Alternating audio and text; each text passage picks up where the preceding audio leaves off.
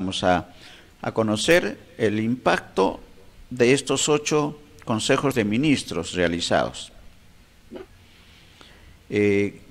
Están siendo importantes en la solución de los problemas de las regiones y las regiones más pobres.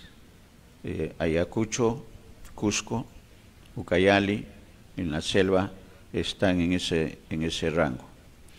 Para ello estamos en enlace, le agradecemos a Juan Carlos Ruiz, el colega y analista político, que está en tareas muy importantes, profesionales, y le queremos quitar un poco de ese tiempo para el comentario, para ustedes, televidentes, de conocer la opinión de un analista político como Juan Carlos Ruiz. Juan Carlos, bienvenido a Ánfora 2022 y a BIS, tu casa. Hola Néstor, ¿cómo estás? Muy buen día y un saludo a toda tu audiencia. ¿Qué tal?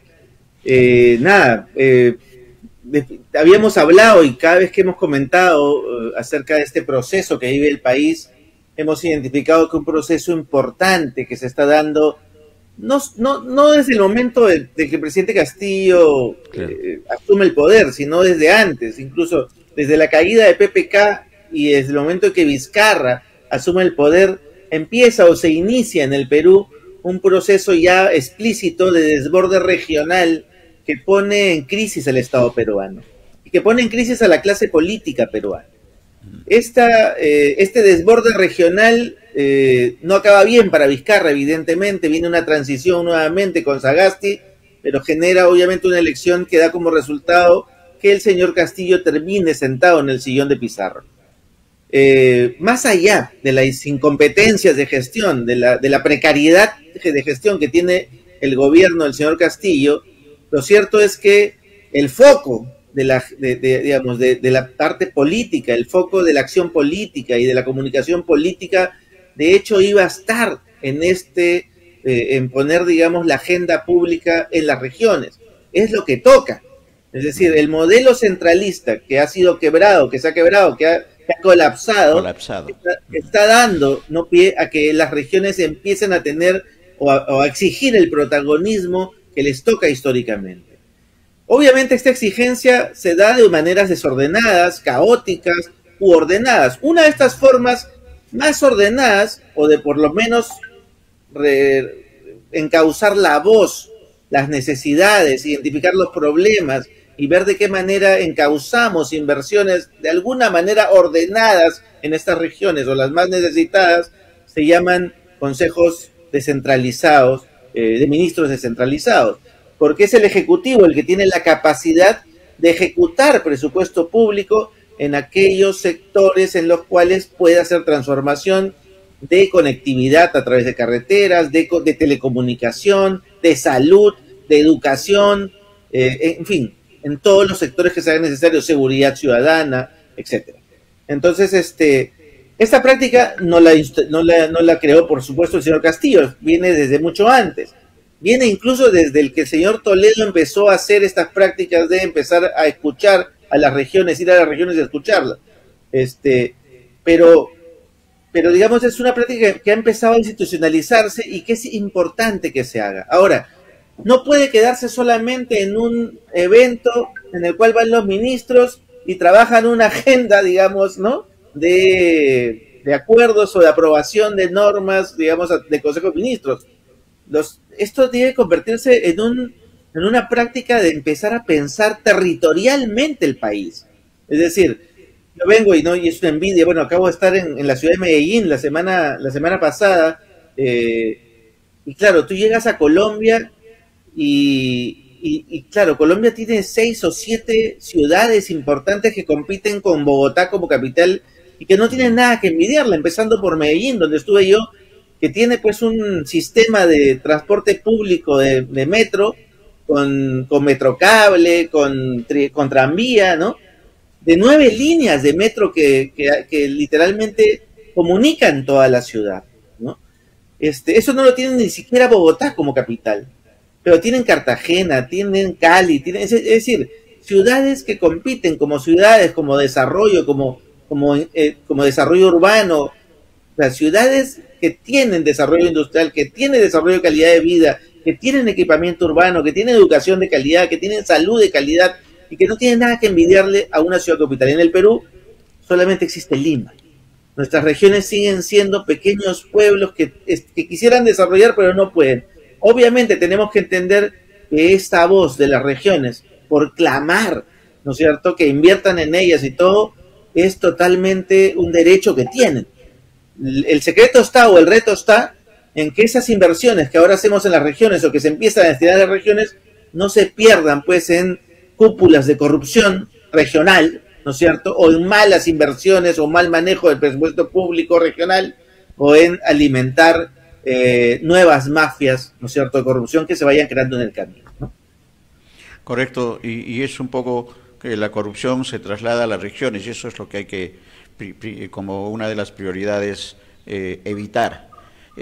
Ahora, el impacto político de los consejos de ministros descentralizados, como bien señalas, ya tiene antecedentes, incluso hasta Alan García, con Alan García se iniciaron también. Hay un impacto político que sí que está teniendo efecto, pero ¿qué tanto el impacto económico, considerando el tema de corrupción, Juan Carlos, va a permitir que estas obras de impacto de infraestructura, sobre todo, y de infraestructura no solamente vial, sino también de educación y de salud principalmente, puedan culminar? ¿Qué papel debe tener en este escenario la sociedad civil organizada?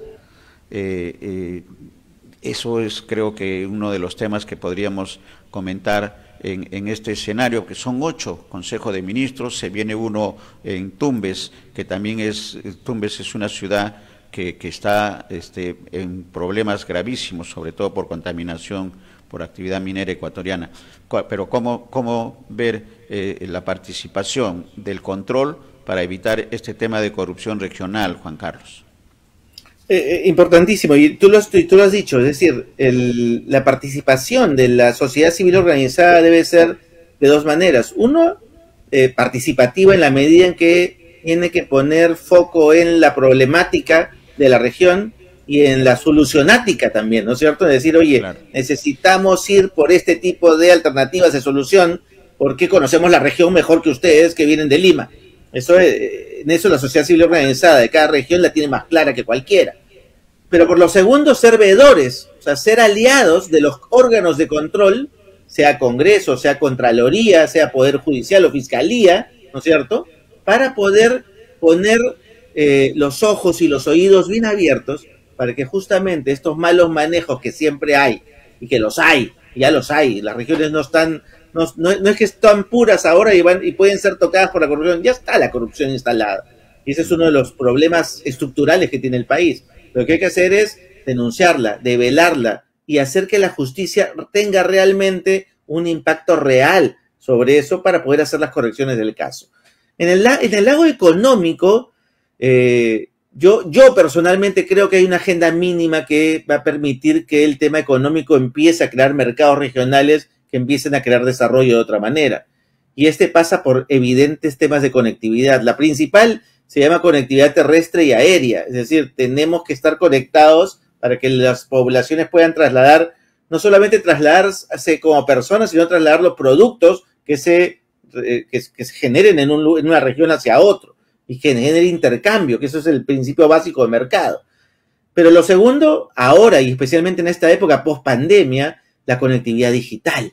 Es decir, no es posible que haya regiones en donde el internet solo se conecte pues al celular porque el operador de celular es el que te lo permite y no puedas conectarte porque tengas un servicio de internet local, porque la red dorsal sigue en el tema en el aire, todavía no hay el reemplazo o quién va a reemplazar al operador de la red dorsal porque no terminamos de hacer las redes regionales que iban a hacer la conectividad o porque no nos atrevemos a comprar un satélite, ¿no?, de telecomunicaciones y lanzarlo al aire para poder darle internet a todo el país, como haría cualquier país decente del mundo. O sea, ya tienes 2 o 3 satélites y le das internet a todo el país, especialmente al sector público, que es que necesitas tenerlo conectado, ¿no? Entonces, es un tema de decisión política, que hay que empezar a tomar, que hay que empezar a tomar, y eso viene, no lo han tomado los últimos 30 años, ese modelo centralista. En parte esta es consecuencia, este desborde regional es consecuencia de no haber tomado las decisiones adecuadas en el momento adecuado. Pero para mi gusto, como te decía, son 5 sectores en lo que... Uno es el tema de la conectividad, tanto de comunicación vial como de comunicación digital. Lo segundo es inversión en educación. Necesitamos crear un sistema de educación público que realmente genere nuevos cuadros, nuevos estudiantes, nuevos cerebros para el país, para generar competencias distintas. Lamentablemente la educación primaria, secundaria e incluso técnica dista o deja mucho que desear comparado con países cercanos a los nuestros, digamos fronterizos con los nuestros, en donde podríamos estar generando, produciendo talento incluso para exportación. No lo estamos haciendo.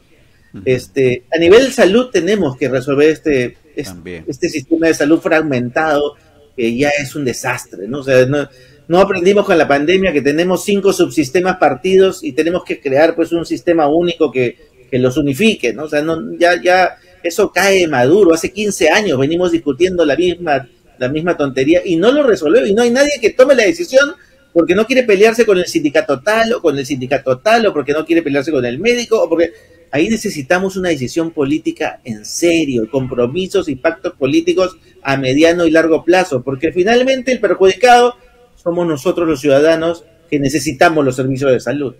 Entonces, son esos 3. Y lo otro es generación de empleo y reactivación económica, ¿no? O sea, necesitamos generar empleo digno y necesitamos generar mayor actividad económica. Es decir, tenemos que resolver el tema de los conflictos sociales para que la minería no siga hackeada.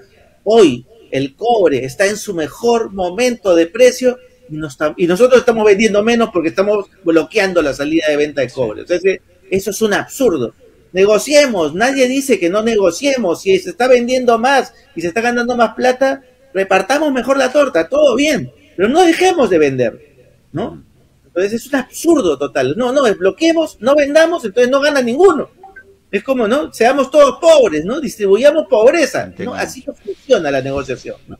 Sí, hay varias reflexiones ahí, pero creo que las más importantes, Juan Carlos, pues el tema de la conexión vial y la conectividad virtual como elementos claves, y el tema de la educación. El tema de la educación creo que también forma parte de ese escenario nacional.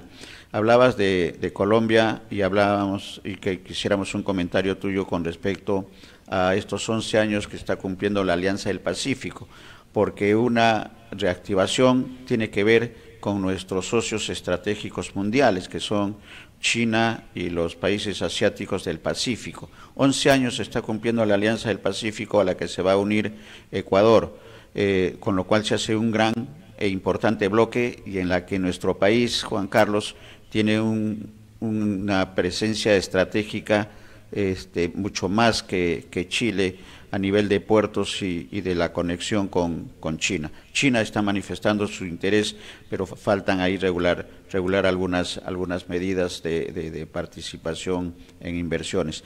Pero ¿cuál es el futuro? ¿Cómo ves el futuro? Has estado en Colombia, y ese avance en el tema de comunicaciones y de conexión vial es extraordinaria. El sistema integrado de transportes y el tren y todo el sistema de comunicación, funiculares y todo lo que significa desarrollo, que además eso permite aligerar muchas cosas económicas. ¿Cómo ves el futuro de la Alianza del Pacífico en estos 11 años de labor, Juan Carlos? Yo siempre, como siempre te he insistido, soy alguien que tiene esperanza, ¿no? Como sociólogo de formación, siempre tenemos como principio básico de que las sociedades ni se crean ni se destruyen, solo se transforman, ¿no? Así es. Entonces, este principio nos lleva siempre a pensar que lo que vendrá no se califica. Nosotros los científicos sociales no calificamos los temas como si fue mejor o peor o bueno o malo, simplemente es distinto. Entonces, lo que va a venir hacia adelante es distinto, son cambios que trae ahora, además, después de una etapa pandémica, la etapa post-pandémica siempre trae cambios a nivel mundial, y además si a eso le sumas esta esta tercera, entre comillas, guerra mundial que están protagonizando Estados Unidos y Rusia, ¿no es cierto? Y que está movilizando todo el tema de los fertilizantes, el tema de alimentos, el tema de gasolinas, ¿no? De petróleo, que está obligando a que la Unión Europea y Estados Unidos agarren y digan, oye, ¿sabes qué? No le compramos más el petróleo a Rusia.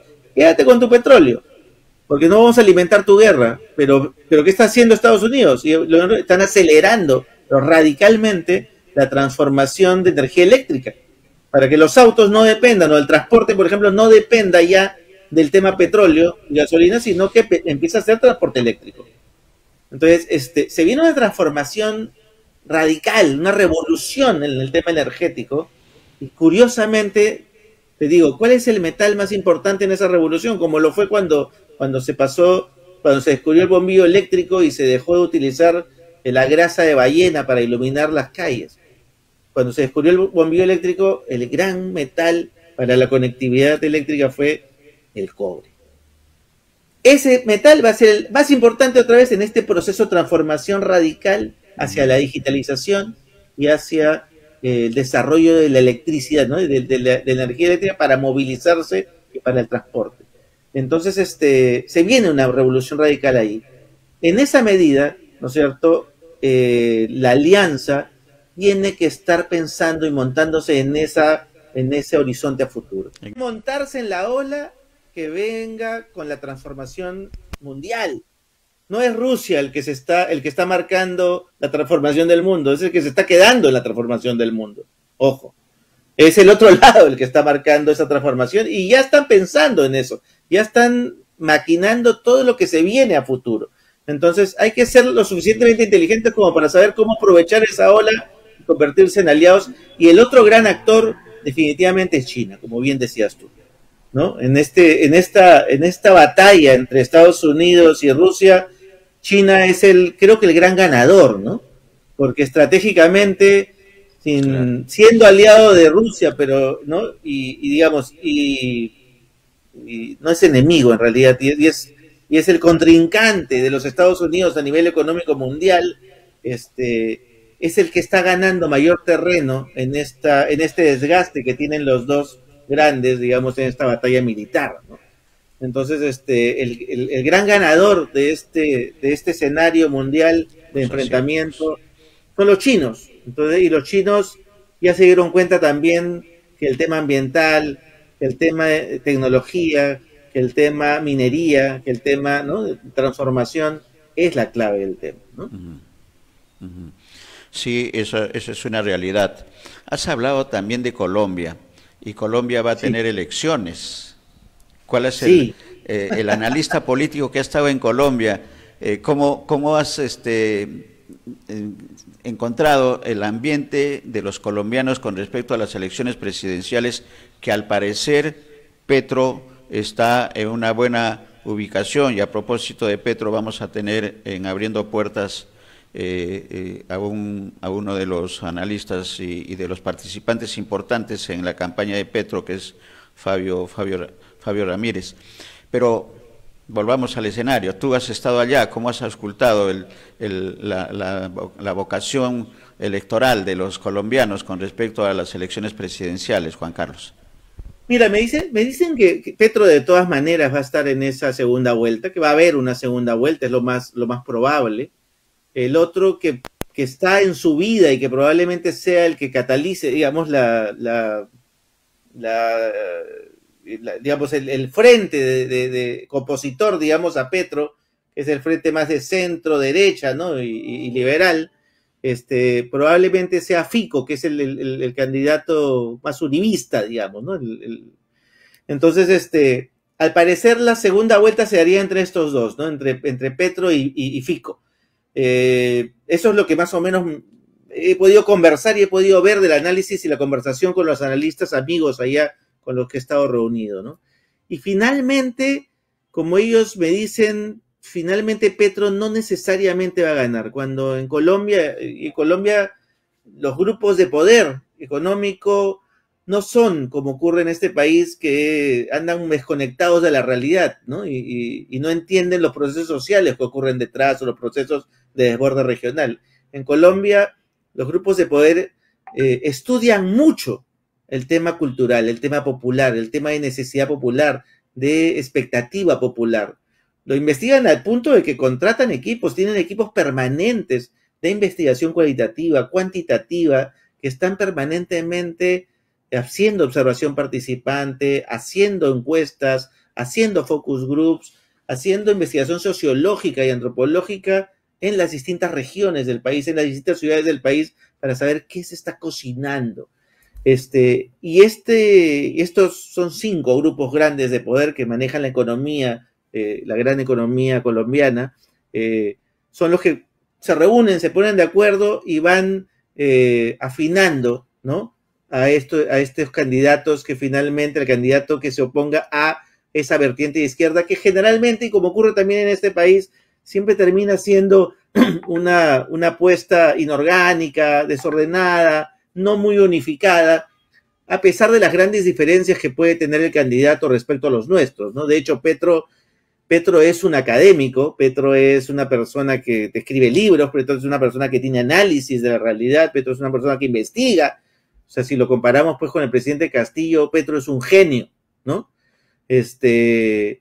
No es el producto que produce nuestra izquierda, ¿no? El de allá recordemos que Colombia sí produce una clase política formada, o sea, es decir, se forma a sus políticos, hay una formación política, y es algo que lamentablemente en este país, y es algo que tengo que envidiarle a los colombianos, no ocurre.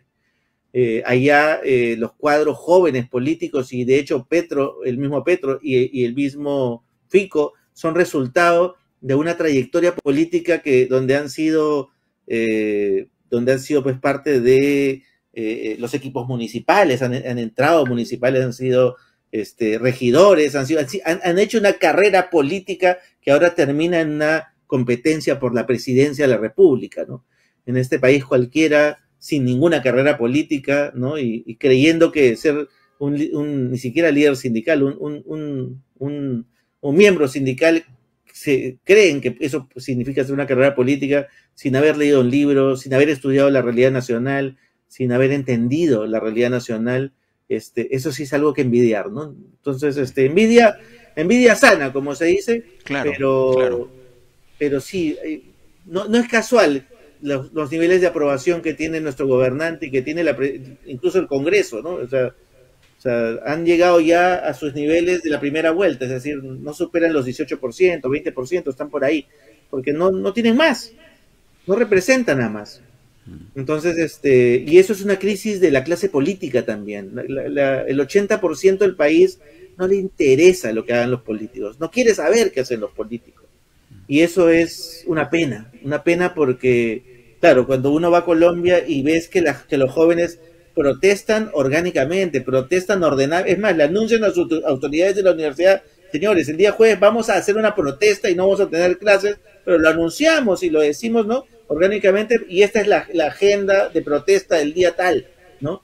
Y hay manifestaciones, hay discursos, y hay una carrera política de ir formando líderes, ir formando temas, ir poniendo agenda política, agenda pública, ir debatiendo temas. Una envidia realmente, algo que te causa envidia cuando vas, pero bueno, por eso siempre me doy una vuelta por ahí. Colombia es un lugar muy rico en cultura política, y espero muy pronto darme una vuelta también por Argentina para ver cómo van nuestros hermanos de Argentina. Argentina también la situación está, pero mirando a Colombia, como bien dices, es un ejemplo, y creo que el gran actor de lo que está ocurriendo en Colombia son los jóvenes, y acá también esperemos que los jóvenes tengan también la misma actitud, y están en camino. O sea, si somos optimistas como somos de formación, creo, Juan Carlos, y esto comparte Miguel Ángel Risco, igual, que forma parte del equipo, que estamos apostando por los jóvenes, y creo que siempre ellos tienen la oportunidad, pero hay que darles también las herramientas necesarias para ello. Los partidos políticos tienen que refundarse, si es que vale la palabra, Juan Carlos, o aparecer nuevas instituciones, sino que sean grupos de poder o dueños de cacicazgos y de liderazgos que no tienen ninguna razón de ser en un escenario ya de masiva participación de la gente. Esperemos qué es lo que ocurra en Colombia. Vamos a estar atentos también a nuestro Consejo de Ministros descentralizados. Un comentario final, si pudieras realizar, Juan Carlos, a esta reunión binacional que debió realizarse el año pasado y que reúne a los presidentes de Perú y Ecuador en el marco de un acuerdo binacional también importante, pero que no ha dado resultados para las poblaciones fronterizas tanto de Ecuador como de Perú, por un gran problema que es el tema de la minería, y que ha llevado a que los tumbesinos, a través de la Federación Regional Agraria de Tumbes, hayan hecho la denuncia ante la Corte Interamericana de Derechos Humanos por delitos contra la vida y contra el agua, la minería ecuatoriana. Está en proceso, y en ese escenario se va a reunir Castillo mañana con el presidente Lasso, que también está con problemas graves. Ha concesionado todo Ecuador para las concesiones mineras, y el gran problema para Tumbes y para Piura, porque el Catamayo Chira también está con graves problemas, pero ya el tema de Tumbes, ya la cosa es grave para los tumbesinos. Un comentario de la expectativa que puede darse en esta reunión del Gabinete Binacional y luego la reunión de presidentes de Perú y Ecuador en el marco de este Gabinete Binacional, Juan Carlos. De hecho, una cumbre importante, porque de ahí debiera salir por lo menos una agenda compartida respecto a un desarrollo conjunto. No olvidemos que la etapa correísta de Ecuador, más allá de las discrepancias o fastidios que nos pueda causar la ideología del señor Correa o las ideas del señor Correa, sí logró a nivel de desarrollo territorial ecuatoriano y desarrollo de gestión pública ecuatoriana avances muy importantes, especialmente en las fronteras con el Perú. Entonces, no es casual tampoco que cuando vino el Niño, nosotros, en la época de PPK, sufriéramos toda una arremetida de desastres naturales que Ecuador no sintió nada, porque había hecho las obras de infraestructura necesarias justamente previas para prevenir todo el tema de la arremetida. Entonces, hay muchos temas ahí que hablar en conjunto, muchas cosas que tenemos que aprender de los últimos años o muchos últimos gobiernos de Ecuador, y bueno, especialmente este tema de empezar a pensar y ponernos en modo ciudadano, en modo trabajadores, en modo ciudadano, ¿no? en modo compatriotas, ¿no? Y en modo hermanos latinoamericanos. Es decir, tenemos que empezar a pensar la territorialidad de otra manera, ¿no? Castillo tiene un chispazo pequeño, no entiende bien el tema, pero espero que esté yendo con asesores adecuados, por lo menos los de Relaciones Exteriores, que tienen más claro el tema y por lo tanto puedan dibujar una agenda común compartida binacional que empiece a poner la agenda de una manera distinta, ¿no? Sí, no hay otra alternativa, Juan Carlos. Gracias por la participación. Está quedando en agenda, siempre queda en agenda temas, el tema de la consulta, esta consulta. Y estamos trabajando un proyecto de televisión en señal abierta también, Juan Carlos, y esperemos que formes parte de ese equipo. Encantado. Se necesita educación. Tú has dicho educación. Educación, no solamente la educación básica, la educación técnica universitaria, sino la educación democrática de los peruanos, para conocer nuestros deberes y nuestros derechos, pero también para exigirlos. Y eso creo que es una tarea de los comunicadores, y en eso espero que nos acompañes, Juan Carlos, en lo que estamos preparando con el equipo, con Miguel Ángel a la cabeza. Un abrazo. Encantado de estar ahí. Gracias, Néstor. Un abrazo. Buen día. Amigos, llegamos a la parte final con una excelente conclusión, que hay que educar y educar.